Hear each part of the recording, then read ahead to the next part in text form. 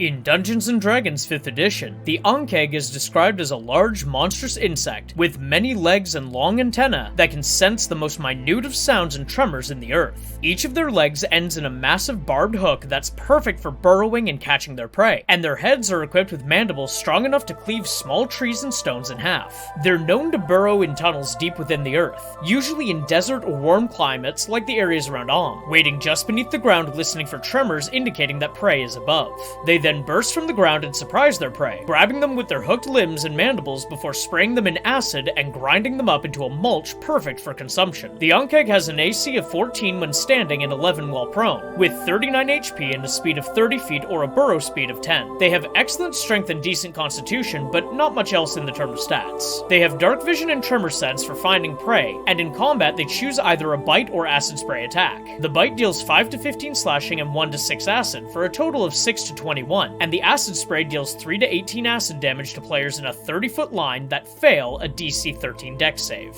As a DM, I would use the Ankheg as their lore suggests, as burrowing ambusher creatures. I would start them out beneath the ground waiting for players to be right overhead. Then I would have them burst out of the earth and immediately douse the party in an acid spray. This will likely lead to most or all of your players being surprised, and so they will need to deal with an acid spray attack and then missing their first turns. On this free attack, I would have the Ankheg spray them again if their acid spray has recharged, or otherwise I would have it attack the closest player with a bite. Every turn after this, the Ankheg should be using acid spray whenever it's up, unless of course your players are smart enough to scatter. In Mythology, there are plenty of creatures inspired by real-life insects, and I believe that the Ankheg kind of falls into this category, because it's not directly inspired by any myth. Instead, the Ankheg is attributed to Errol Otis, who first wrote the summary and drew the art for the creature in Dragon No. 5, and later the AD&D Monster Manual. In an interview, Errol Otis was asked briefly about the inspiration for several monsters, and he said loosely that he draws much of his inspiration from nature. This, mixed with the appearance of the Ankheg throughout editions, makes me believe that it was originally inspired by insects in general, as its look seems to blend centipedes with ants and mixes in a toxic acid used by some of the species on Earth. Since there's no direct myth to compare, the Ankheg is yet another monster that drew inspiration from real life, sci-fi, or other media of the 70s, and eventually became a staple from the original versions of D&D.